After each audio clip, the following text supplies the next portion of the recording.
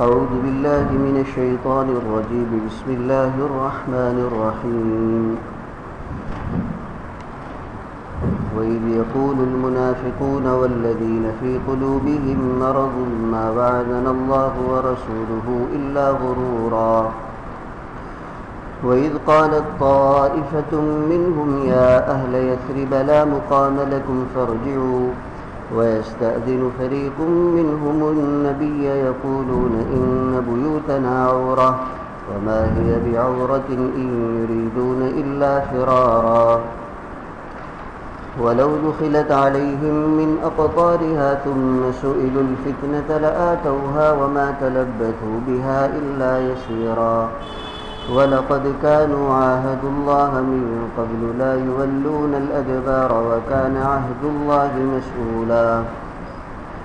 قل لن ينفعكم الفرار إن فررتم من الموت أو القتل وإذا لا تمتعون إلا قليلا. قل من ذا الذي يعصمكم من الله إن أراد بكم سوءا أو أراد بكم رحمة ولا يجدون لهم من دون الله وليا ولا نصيرا. قد يعلم الله المعوقين منكم والقائلين لإخوانهم هلم إلينا ولا يأتون البأس إلا قليلا. أشحة عليكم فإذا جاء الخوف رأيتهم ينظرون إليك تدور أعينهم كالذي يغشى عليه من الموت فإذا ذهب الخوف سلقوكم بألسنة حداد أشحة على الخير أولئك لم يؤمنوا فأحبط الله أعمالهم وكان ذلك على الله يسيرا.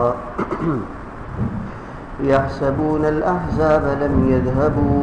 وإن يأتي الأحزاب يودوا لو أنهم بادون في الأعراب يسألون عن أنبائكم ولو كانوا فيكم ما قاتلوا إلا قليلا. صدق الله العظيم.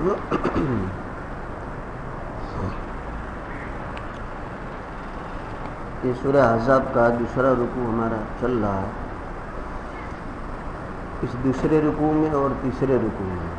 اس پورے دو رکوع میں اللہ تعالیٰ نے احزاب اور خندق والے واقعہ کی تفصیل بیان کی ہے اور اس کی اکثر تفصیلات ہمارے درس میں بھی ہو چکی ہیں چاہے اس کو وقفہ زیادہ ہو گیا. اب کچھ واقعات جو آیات سے متعلق ہیں وہ انشاءاللہ آیتوں کے ذیل میں آئیں گے اور اسی خندق والے واقعے سے متصل بنو قریظہ کا واقعہ بھی پیش آیا تھا. یہودیوں کا قبیلہ جو مدینے میں آباد تھا جنہوں نے نبی کریم صلی اللہ تعالیٰ علیہ وسلم سے معاہدہ کیا تھا کہ ہم آپ کے دشمنوں کا ساتھ نہیں دیں گے, آپ کا مقابلہ نہیں کریں گے, لیکن انہوں نے جو عہد شکنی کی, وعدہ خلافی کی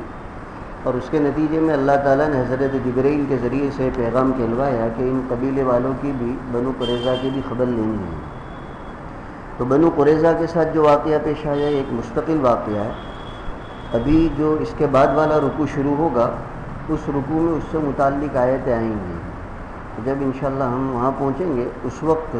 یہ بنو قریظہ والے واقعے کی تفصیل وہاں آ جائے گی. ابھی جو آیتیں پڑھی گئی اس کے معنی بیان کیے جاتے ہیں. جو پہلی آیت پڑھی گئی اس کا خلاصہ یہ ہے کہ خندق کے موقع پر ایک وقت وہ بھی آیا تھا کہ منافقین نے اور جن کے دلوں میں مرض نفاق ہے,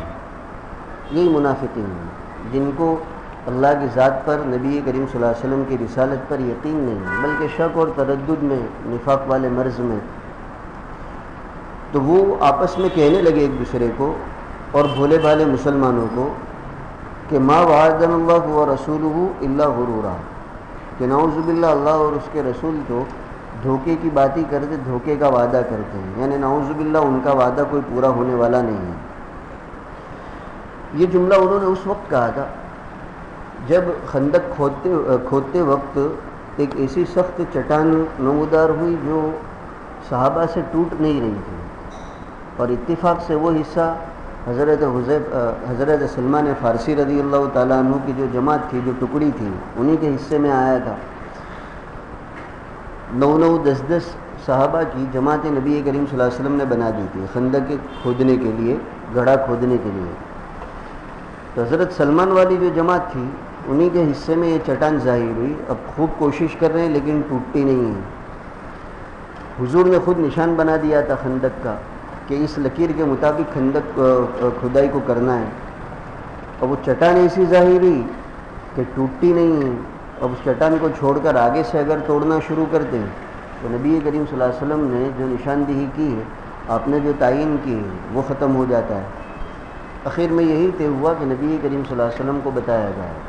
تو یہ آپ کے پاس آئے اور کہا اللہ کے رسول ایسی چٹان نکلی جو ہمارے کھودنے سے ٹوٹتی نہیں ہے. تو روایتوں میں نبی کریم صلی اللہ علیہ وسلم خود بنفس نفیس وہاں تشریف لائے اور پوچھا کہاں ہے، کہا یہ چٹان ہے. تو آپ نے ایک زور کی ضرب لگائی اس چٹان پر، اس کا 1/3 حصہ ٹوٹ گیا اور اس میں سے ایک روشنی بھی نمودار ہوئی. جو روشنی سب کو تو نظر نہیں آئی، نبی کریم صلی اللہ علیہ وسلم نے دیکھی اور حضرت سلمان کو نظر آئی تھی. اور آپ نے پہلی ضرب لگاتے وقت آیت کا اتنا حصہ پڑھا تھا وَتَمَّتْ كَلِمَاتُ رَبِّكَ صِدْقًا. پھر جب دوسری مرتبہ ضرب لگائی زور سے تو اور باقی کا 1/3 حصہ ٹوٹ گیا. اور ضرب لگاتے وقت آپ نے آیت کی تلاوت کا کچھ حصہ بڑھایا وَتَمَّتْ كَلِمَاتُ رَبِّكَ صِدْقًا وَعَدْلًا. اور اس وقت بھی ایک روشنی نمودار ہوئی جو حضرت سلمان نے دیکھی. اور تیسری مرتبہ ضرب لگاتے وقت آپ نے تقریباً پوری آیت پڑھ لی وَتَمَّتْ كَلِمَاتُ رَبِّكَ صِدْقًا وَعَدْلًا لَا مُبَدِّلَ لِكَلِمَاتِهِ وَهُوَ السَّمِيعُ الْعَلِيمُ. وہ باقی کا جو 1/3 حصہ تھا وہ بھی ختم ہو گیا. گویا اتنی سخت چٹان جو ان حضرات سے ٹوٹ نہیں رہی تھی، نبی کریم صلی اللہ علیہ وسلم نے 3 ضربوں میں اس کو مکمل ختم کر دیا. اور یہ تینوں ضربوں کے وقت ایک روشنی نمودار ہوئی تھی. آپ جب وہ خندق میں سے باہر نکلے یہ چٹان کو توڑنے کے بعد،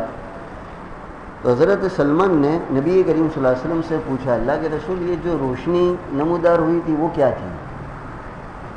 حضور نے پوچھا تم کو نظر آئی وہ روشنی؟ کہا ہاں نظر آئی. کہا پہلی مرتبہ جو روشنی ظاہر ہوئی اس میں اللہ تعالیٰ کی طرف سے مجھے بتایا گیا یمن کے محلات کو کہ آپ کی امت اس کو فتح کرے گی، یمن کو. دوسری مرتبہ جو روشنی نمودار ہوئی تو مجھے بتایا گیا کہ آپ کی امت روم والی سلطنت کو بھی فتح کرے گی. اور تیسری مرتبہ کی ضرب میں کسرا والی سلطنت کو بھی فتح کرے گی. یہ 3 بشارتیں اللہ تعالیٰ نے نبی کریم صلی اللہ علیہ وسلم کو ان روشنیوں کی شکل میں بتلائی. اب آپ نے جب یہ بات حضرت سلمان سے کہی، حضرت سلمان نے صحابہ کے سامنے چرچا کیا، چونکہ خوشی کی بات تھی مسلمانوں کے لیے کہ آئندہ ایک وقت آئے گا کہ یہ بڑی بڑی طاقتیں ختم ہوگی اور اللہ تعالیٰ مسلمانوں کو غلبہ دیں گے. اب یہ چرچا جب آپس میں ہونے لگا تو مسلمانوں ہی کے بیچ میں یہ منافقین بھی ہوتے تھے، کیونکہ وہ بھی اپنے آپ کو کہتے تو مسلمان ہی ہیں. ہر زمانے میں یہ تکلیف چلی آ رہی ہے اپنے ہو کر نقصان پہنچانے والی. تو صحابہ کے مجمع میں یہ منافقین بھی تھے، ان کے کانوں میں بھی یہ بات پڑی کہ اللہ کے رسول تو وعدہ کر رہے ہیں یمن کے فتح ہونے کا کہ امت اس کو بھی فتح کرے گی، فارس کو بھی فتح کرے گی، کسرا کی حکومت کو، اور روم کے علاقوں کو بھی فتح کرے گی. مسلمان تو آپس میں اس کا چرچا کرتے تھے خوشی کے طور پر. ان کو تو یقین تھا نبی کریم صلی اللہ علیہ وسلم کی بات پر کہ آپ نے کہا ایسا ہونے ہی والا ہے. لیکن یہ منافقین جن کے دلوں میں کوئی یقین نہیں، یہی مرض شک والا نفاق والا، تو وہ آپ کے اس وعدے پر توجہ تو کہاں دیتے، نعوذ باللہ انہوں نے اس کا مذاق اڑانا شروع کیا اور کہنے لگے کہ لو ابھی تو حالت یہ ہے کھانے کے تو لالے پڑے ہوئے، چونکہ فقر و فاقے کا موقع تھا. ہم سب بیانات میں سنتے رہتے صحابہ نے پتھر باندھے تھے، نبی کریم صلی اللہ علیہ وسلم نے 2 پتھر باندھے تھے. تو کوئی ویسی بات نہیں ہے، حقیقت میں روایت میں ہے ایسی حالت تھی کہ کھانے کی اتنی شدت تھی، تکلیف تھی کہ صحابہ کو بھی بھوک کی وجہ سے پتھر باندھنے پڑے اور نبی کریم صلی اللہ علیہ وسلم کو تو 2 پتھر باندھنے پڑے. تو منافقین یہ چرچا کرنے لگے، ٹھٹھا کرنے لگے کہ ایک طرف تو حالت یہ کھانے کے لالے ہیں، 2 وقت کا کھانا آسانی سے میسر نہیں، دشمن کے مقابلے کے لیے کوئی ہمت اور طاقت نہیں، اور اسی کے ڈر سے تو یہ خندق کھود رہے ہیں، اور دوسری طرف وعدے کر رہے ہیں یمن کے فتح ہونے کی اور بشارت سنا رہے ہیں روم کے فتح ہونے کی، کسرا کے فتح ہونے. ابھی اس زمانے کی بڑی بڑی طاقتیں تھیں، جیسے آج کل امریکہ کا نام ہے اس سے زیادہ نام ان کا تھا. امریکہ کی تو حکومت ایک خطے پر ہے، فارس کی اور کسرا کی حکومت تو تقریباً آدھی دنیا کے قریب تھی، اور روم کا بھی یہی حال تھا. ان کے پاس ہر طرح کا ساز و سامان، ہر طرح کی طاقت، اب ان کو فتح کرنا کوئی آسان کام نہیں تھا. تو یہ آپس میں کہنے لگے کہ نعوذ باللہ یہ تو بس دھوکے کی باتیں کرتے ہیں. ما وعدنا اللہ ورسولہ الا غرورا، چونکہ حضور جو بھی وعدہ کرتے وہ اللہ کے بتانے سے، اس لیے اللہ کو بھی شامل کیا کہ اللہ اور اس کا رسول نعوذ باللہ دھوکے کی باتیں کرتے، ایسا کچھ ہونے والا نہیں ہے. یہ منافقین جو چرچا کرتے تھے انہوں نے تو آپس میں کیا، اللہ تعالیٰ نے ان کی پول کھول دی اور ایسی کھولی کہ میں اور آپ بھی آج اس کو جان رہے ہیں کہ ایسی باتیں انہوں نے کی تھی. یہ تو کچھ منافقین کا حال. درمیان میں چونکہ وہ آیت بھی بتا دی تھی، چونکہ آج کل بہت سے لوگوں کا مزاج وظیفہ پڑھنے کا بھی ہے، تو نبی کریم صلی اللہ علیہ وسلم نے یہ جو آیت پڑھی تھی وتمت کلمۃ ربک صدقا وعدلا، حضرت مفتی شفیع صاحب رحمۃ اللہ علیہ نے اپنی تفسیر میں لکھا ہے کہ اسی آیت کے ذیل میں مفسرین فرماتے کہ مشکلات کے حل کے لیے آدمی کوئی مشکل میں الجھن میں پھنسا ہو تو اس آیت کا ورد رکھے تو بزرگوں کا تجربہ ہے کہ فائدہ ہوتا ہے. کیونکہ نبی کریم صلی اللہ علیہ وسلم نے بھی ایک مشکل کے حل کے موقع پر ہی پڑھی تھی، وہ چٹان ٹوٹ نہیں رہی تھی. لیکن وظیفے کو وظیفے کی حد تک ہی رکھا جائے، پورا مزاج نہ بنا لیا جائے. وَإِذْ قَالَتْ طَائِفَةٌ مِّنْهُمْ يَا أَهْلَ يَثْرِبَ لَا مُقَامَ لَكُمْ فَارْجِعُوا. منافقین ہی کا ایک گروہ خندق کے موقع پر ایسا بھی تھا جو یوں کہتا تھا کہ یا اہل یثرب، اے مدینے والو، لا مقام لکم، یہاں ٹھہرنے جیسا نہیں ہے ورنہ اپنے آپ کو موت کے منہ میں ڈالنا ہے. فرجیو، چلو واپس گھر جمع ہو جائیں، واپس ہو جائیں. تو گویا خود تو بھاگنے کی فکر کر ہی رہے ہیں اور یوں چاہتے ہیں کہ ہمارا دیکھا دیکھی اور بھی لوگ یہاں خندق کے میدان سے بھاگ کر اپنے گھروں میں واپس لوٹ جائیں. یہ تو زیادہ بے شرم تھے، نبی کریم صلی اللہ علیہ وسلم سے اجازت لینے کی بھی انہوں نے زحمت گوارا نہیں کی، بلکہ خود بھاگنے کی تیاری کی اور اس کی بھی کوشش کی کہ ہمارے بھاگا بھاگی دیکھ کر اور لوگ بھی کچھ مدینہ آ جائے اور خندق کا میدان چھوڑ دیں. تو ان منافقین کا ایک گروہ تو وہ تھا جو یہ اعلان کر رہا تھا کہ مدینہ والوں، تم کو بھی یہاں ٹھہرنے کی گنجائش نہیں ہے، دشمن سر پر آ گیا ہے بڑی طاقتوں کے ساتھ، بڑی تعداد کے ساتھ، یہاں ٹھہرنا گویا اپنے آپ کو ہلاک کرنا ہے. فرجیو، چلو گھروں میں لوٹ جائیں. ایک گروہ تو یہ تھا. وَيَسْتَأْذِنُ فَرِيقٌ مِّنْهُمُ النَّبِيَّ. مفسرین فرماتے یہ منافقین کے زیادہ جو حوصلے پست ہوئے یہ بنو قریظہ کی غداری کے بعد، چونکہ بنو قریظہ نے بھی غداری کی تھی، وہ میں نے وہ تو تفصیل سنا دی تھی اور باقی کا واقعہ انشاءاللہ آگے آئے گا. تو اب ان کے حوصلے اور بھی پست ہو گئے کیونکہ خندق کے اس پار اتنے زیادہ دشمن، کفار مکہ، غطفان کے قبائل، اور دوسری طرف یہ بنو قریظہ تو وہ مدینے کے اندر ہی تھے، وہ تو خندق کے اس پار نہیں تھے. تو یہ منافقین یوں سمجھنے لگے کہ اب تو گویا پس جائیں گے، اس طرف سے یہ دشمن اور اس طرف سے خود اندرونی دشمن، گویا ان سے مقابلہ نہیں ہو سکتا، موت یقینی ہے، اگر یہاں ٹھہریں گے تو مرنا یقینی ہے. تو بنو قریظہ کی غداری کے بعد جو ان کے حوصلے اور بھی پست ہوئے تو کچھ منافقین نے تو حضور سے اجازت لیے بغیر ہی واپس جانا شروع کیا اور یہ اعلان بھی شروع کیا یا اہل یثرب لا مقام لکم فرجعوا. اور کچھ منافقین جن میں کچھ تھوڑی بہت شرافت ہوگی، مروت ہوگی، تو حوصلے تو ان کے بھی پست ہو گئے،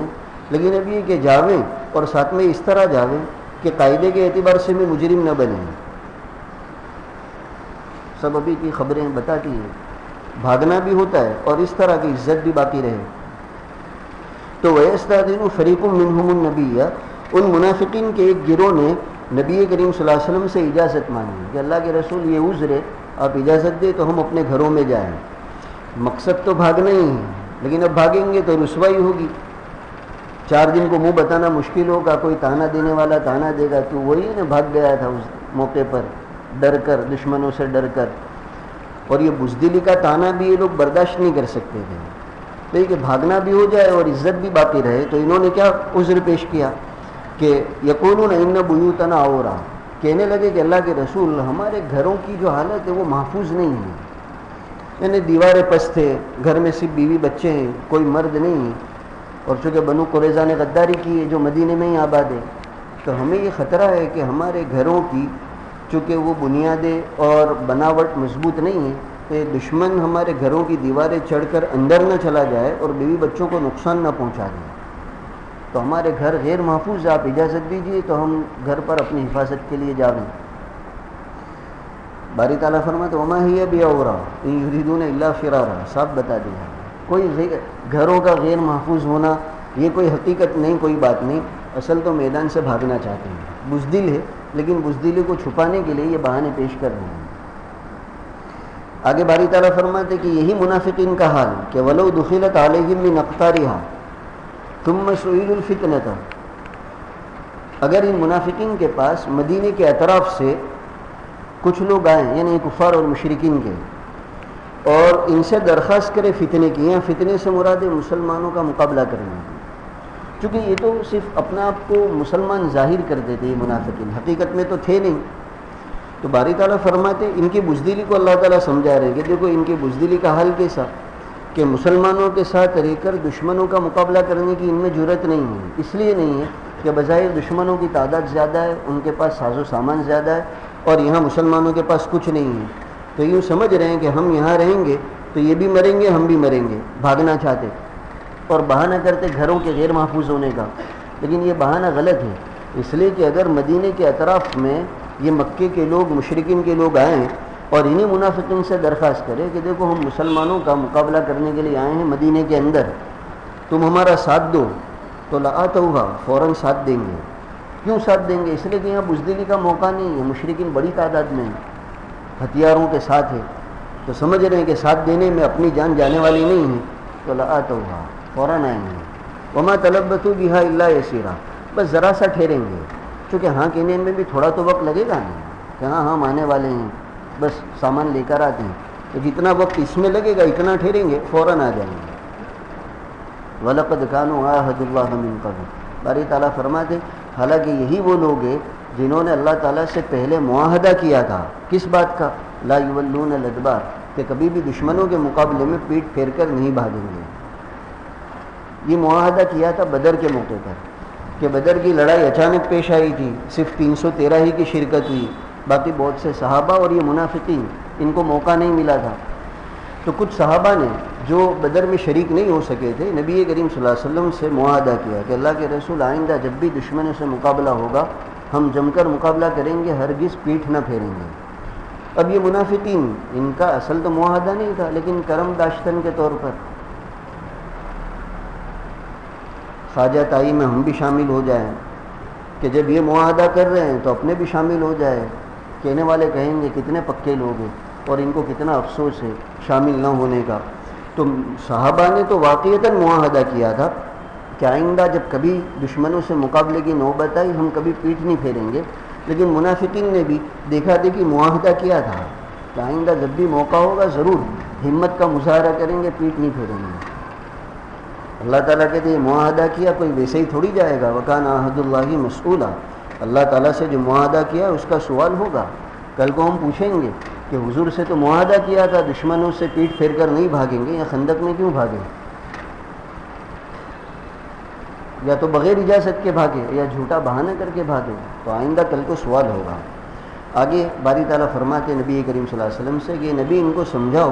کہ تم جو بھاگ رہے ہو تم تو یوں چاہتے ہو کہ ابھی یہاں میدان چھوڑ کر بھاگیں گے، گھروں میں پہنچ جائیں گے تو اپنی جان بچ جائے گی،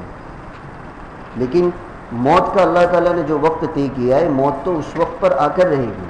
اگر ابھی موت نہیں ہے تو یہاں قرار میں بھی موت نہیں آئے گی، اور اگر ابھی موت ہے تو گھر پر فرار ہونے کے باوجود بھی موت تو آنے ہی والی ہے۔ تو جب موت کا ایک وقت طے ہے تو پھر دشمنوں سے بھاگنا اس مقصد سے کہ بھاگ جائیں گے تو جان بچ جائے گی، نہیں بھاگیں گے تو موت آ جائے گی، یہ کیا فائدہ دے گا؟ موت کا وقت لکھا ہوا ہے تو گھر جانے کے بعد بھی آ کر رہے گی، اور نہیں لکھا ہوا ہے تو یہ دشمنوں کے مقابلے میں بھی نہیں آئے گی۔ تو ایک مومن کو تو اس بات کا یقین ہونا چاہیے۔ کل ينفعكم الفرار، آپ کہہ دیجئے کہ تم کو بھاگنا ہرگز نفع نہیں دے سکتا موت سے یا قتل سے۔ موت اور قتل اللہ نے طے کر دیا ہے تو وہ تو ہو کر رہے گا، اگر قتل طے کیا ہے تو دشمنوں کو اتنا موقع ملے گا کہ گھر میں اگر بھی قتل کر کے جائیں گے، اور نہیں لکھا ہے اللہ تعالیٰ نے قتل تو دشمنوں کے سامنے ہونے کے باوجود بھی وہ قتل نہیں کر پائیں گے۔ وَإِذًا لَا تُمَتَّعُونَ إِلَّا قَلِيلًا، اور گھر پر جانے کے بعد فائدہ کتنا اٹھا سکو گے؟ تھوڑا سا، یعنی جو مقدر کی زندگی ہے جتنی اللہ نے لکھی ہے، کوئی بھاگنے کے بعد زندگی زیادہ تو ہونے والی نہیں ہے۔ اور اے نبی ان سے یہ بھی کہہ دو کہ اللہ اگر برائی کا تمہارے ساتھ ارادہ کر لے تو اللہ کی برائی سے تم کو کون بچا سکتا ہے؟ او اراد بکم رحمہ، اور اگر اللہ تمہارے ساتھ رحمت کا بھلائی کا ارادہ کر لے تو کون ہے جو تم کو اللہ کی رحمت اور بھلائی سے محروم کر سکے؟ یہ یقین کی بات ہے، اور ایک مومن کو یقین ہونا ہی چاہیے۔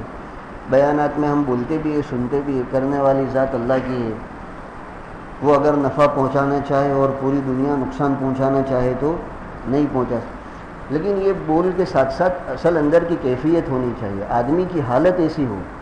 اور جس دن یہ حالت ہو جائے گی تو دنیا کے حالات سے مومن پریشان نہیں ہوگا، اس لیے کہ وہ سمجھے گا کہ یہ حالات آئیں اللہ کے چاہنے سے، اور اللہ نے چاہا اور یہ حالات آئے تو دنیا کی کوئی طاقت اس کو ہٹا بھی نہیں سکتی، اور نعمتیں اللہ نے دینا چاہا ہے تو دنیا کی طاقتیں مل کر روک نہیں سکتی۔ اسی کو اس آیت میں بیان کیا ہے، لَن فاکم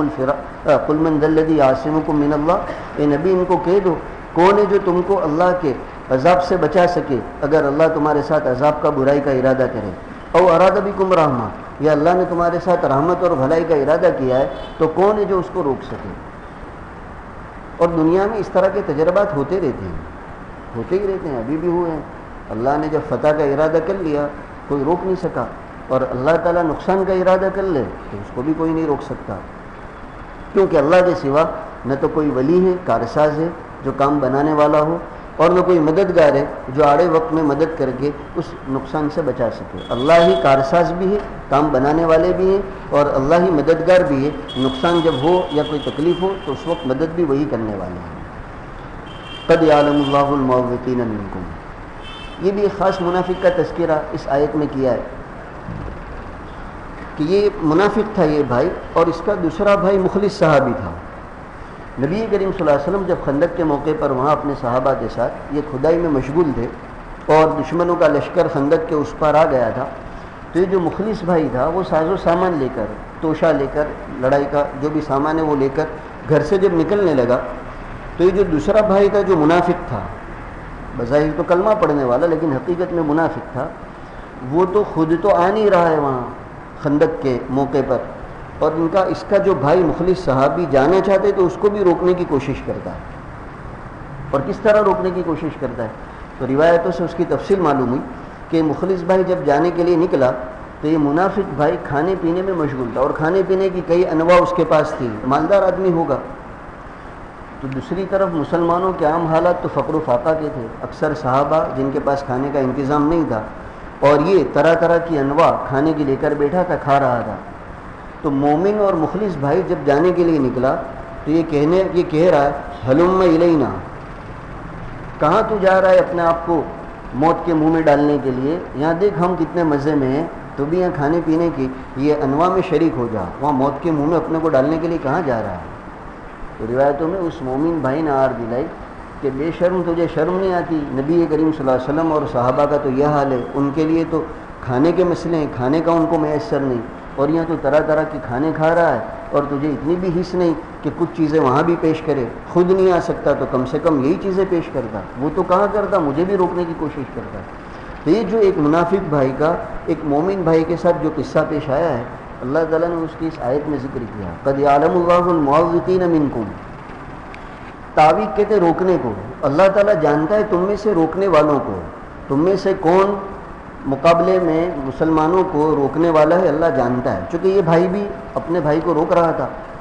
والقائلین لاخوانہم، اور اللہ جانتا ہے ان اپنے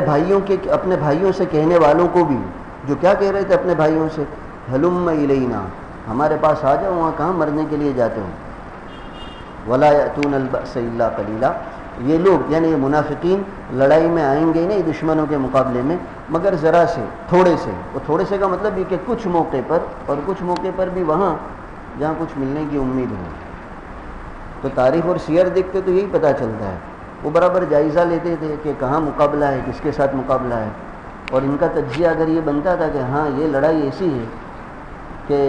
یہاں انکمنگ زیادہ ہوگا یعنی کچھ زیادہ ملے گا، تو وہاں تو خود بھی تیار ہوتے تھے، ہم بھی چلنے والے ہیں۔ اور جہاں اندازہ ہوتا تھا کہ یہاں مقابلہ سخت ہے، انکمنگ کے بجائے جانے کی نوبت آئے گی،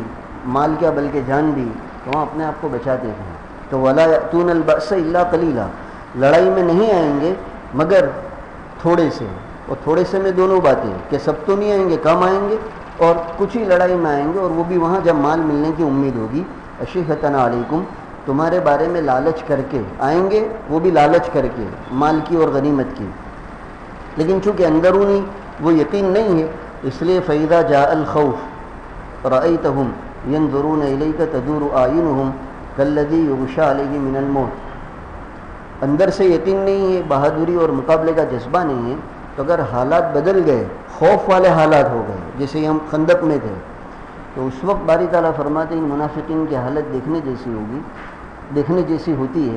کہ یدور اعینہم، ان کی آنکھیں چکرانے لگتی ہیں، اور ایسا معلوم ہوتا ہے کالذی یغشیٰ علیہ من الموت، کہ ابھی موت سے پہلے آدمی کو جو سکرات کے موقع پر حالت طاری ہوتی ہے بے ہوشی جیسی، ابھی یہ آنکھیں چکرا کر بے ہوش نہیں ہو جا رہے ہمارے ڈر کے، یعنی خوفی اتنا طاری ہوتا ہے کہ اس کے نتیجے میں بے ہوش ہونے کے قریب ہو جاتے ہیں۔ ہوتا ہے آدمی کو جب ڈر زیادہ ہوتا ہے، اپنے آپ ہی بولتے ہیں نا ہوش حواس اڑ گئے، تو یہاں وہ ان کے ہوش حواس اڑ جاتے تھے اگر خوف کے حالات ہوتے تھے۔ اور فَإِذَا ذَهَبَ الْخَوْفُ فَسَلَقُوكُمْ بِأَلْسِنَةٍ حِدَادٍ أَشِحَّةً عَلَى الْخَيْرِ، اور جب خوف کے حالات ختم ہوئے، جنگ کا نتیجہ یہ نکلا کہ مسلمانوں کو غلبہ ہوا، تو فصیح و بلیغ زبان میں تقریریں شروع کر دی، دیکھو ہم تھے نا، ہم تھے تو کتنا فائدہ ہوا، تم لوگوں کو جیت ہوئی، ہماری وجہ سے تم کو تقویت ملی، اور اپنے آپ کو ہونا جو بتاتے وہ بھی اشیحتن علی الخیر، ہم تھے لہذا اب جب غنیمت بانٹو تو ہمارا بھی حصہ لگانا۔ اولئک لم یؤمنوا، باری تعالیٰ فرماتے یہ منافقین کوئی ایمان والے نہیں ہیں، فاحبط اللہ اعمالہم، اس لیے انہوں نے ظاہر میں کوئی نیک کام کیے بھی ہے تو وہ نیکی کے کام اللہ تعالیٰ کے یہاں قبول نہیں ہیں، اس لیے کہ کسی بھی نیکی کے قبول ہونے کے لیے ایمان شرط ہے، ان میں چونکہ ایمان نہیں، اس لیے بظاہر جو نیکیاں کی وہ بھی سب برباد بیکار ہیں۔ وَكَانَ ذَلِكَ عَلَى اللَّهِ يَسِيرًا، اور اعمال کو برباد کر دینا، ایمان نہ ہونے کے نتیجے میں ضائع کر دینا اللہ کے لیے کوئی مشکل نہیں ہے، بہت آسان ہے۔ کس کی مجال ہے کل پوچھنے کی کہ اللہ میں نے کسی منافق کی یہ کہنے کی کہ اللہ میں نے نیک کام کیا تھا وہ برباد کیوں ہوا، کسی کی مجال ہی نہیں کہ پوچھ سکے گا۔ یہ آخری آیت اس رکوع کی، اس میں باری تعالیٰ نے ان منافقین کے ڈر کو اور زیادہ واضح کیا ہے کہ کتنے ڈرپوک لوگ ہیں کہ دشمنوں کا لشکر تو ایک مہینے کے محاصرے کے بعد چلا گیا، کہ وہ میں نے جو تفصیل بتائی تھی اس میں آ گیا تھا، ابو سفیان نے اعلان کیا تھا اور وہ بھی چلے گئے ابو سفیان، اور تمام مشرکین کا لشکر ایک مہینے کے محاصرے کے بعد روانہ ہو گیا۔ تو یہ احزاب اور مشرکین کے لوگ تو واپس ہو گئے، لیکن ان کو ڈر اتنا ہے منافقین کو، یہ ابھی بھی گمان کرتے ہیں لم یذهبوا، شاید نہیں گئے، اور دشمنوں کا بہت ڈر ہوتا ہے تو اس کے جانے کے باوجود بھی ڈرپوک آدمی یوں ہی سمجھتا ہے ابھی کہیں ان کے آدمی ہو نہ، حالانکہ سب چلے گئے۔ تو یحسبون الاحزاب لم یذهبوا، یہ منافقین تو یوں سمجھ رہے ہیں کہ ابھی دشمنوں کا لشکر گیا نہیں، حالانکہ جا چکا ہے، یہ ڈر کی وجہ سے، مرعوب ہونے کی وجہ سے۔ آگے باری تعالیٰ فرماتے وہیں آتی الاحزاب، اور اگر یہی دشمنوں کا لشکر واپس آیا مسلمانوں کے مقابلے کے لیے تو ان میں اتنی بھی جرأت نہیں ہے، جنگ میں شامل ہونا تو دور کی بات،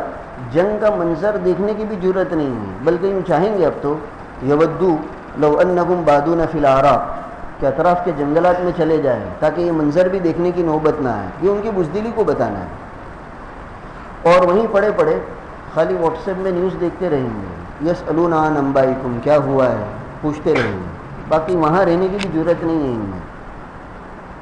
اور ولو کانوا فیکم، باری تعالیٰ فرماتے اور اگر کچھ ان میں سے یہاں رہ بھی جائیں، آس پاس میں نہ جائے، تب بھی ان کی جرأت نہیں ہے مقابلہ کرنے کی، ما قاتلوا الا قلیلا، تھوڑے سے لوگ ہوں گے جو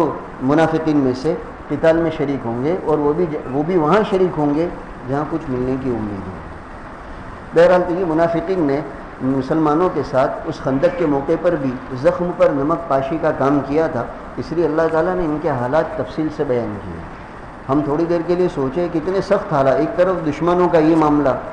اتنی بڑی تعداد میں اتنے ساز و سامان کے ساتھ، بنو قریظہ نے غداری کی، اب یہ لوگ جو اپنے ہی کہلاتے ہیں، کیونکہ منافقین بھی تو کہلاتے تھے مسلمان، ان کی طرف سے ایسے موقع پر کم سے کم حوصلہ افزائی نہ ہو تو حوصلہ شکنی بھی نہیں ہونی چاہیے تھی، لیکن انہوں نے اس میں بھی کوئی کسر نہیں کی، حوصلہ شکنی نہیں کی۔ یہ تو اللہ تعالیٰ کا فضل تھا اور نبی کریم صلی اللہ علیہ وسلم کی برکت تھی کہ یہ مخلصین اور یہ دیوانے ایسے سخت حالات میں بھی ان کے قدم ڈگمگائے نہیں، جمے رہے، اور 1 مہینے تک محاصرہ ہونے کے باوجود برابر ڈٹے رہے. نتیجہ یہ نکلا کہ 1 مہینے کے سخت محاصرے کے بعد یہ دشمنوں کا لشکر خائب اور خاسر ہو کر واپس گیا. اور پھر تو نبی کریم صلی اللہ علیہ وسلم نے بشارت سنا دی تھی کہ دشمنوں کی طرف سے جو حملے ہم پر اب تک ہونے تھے وہ ہو چکے ہیں. آئندہ اللہ تعالیٰ ان کو ایسی جرأت نہیں دے گا, اب حملہ لے کر ہم ان کے خلاف جائیں گے. چنانچہ ایسا ہی ہوا. اب آگے ایک اور رکوع ہے جس میں کچھ آیتوں کا تعلق تو اسی خندق سے اور باقی کچھ آیتوں کا تعلق بنو قریظہ سے ہے.